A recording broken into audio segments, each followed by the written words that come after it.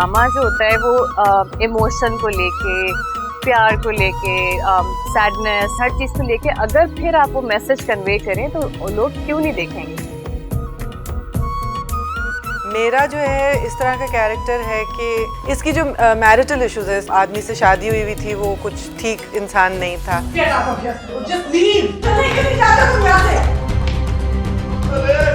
चलो इस बहाने छू तो लिया।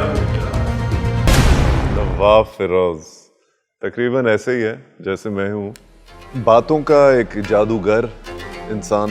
Hello my dear x-wife.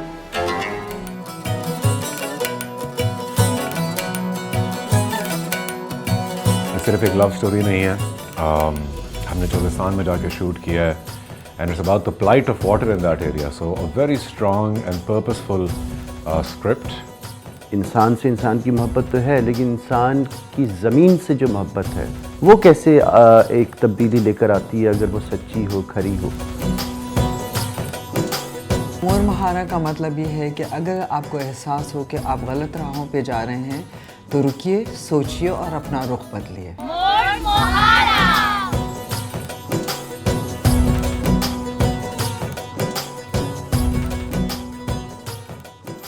देखिए दी मेकिंग ऑफ ड्रामा सीरियल मोर महारा, हफ्ते की रात 9 बजे। आपसे रिश्ता है प्यार का।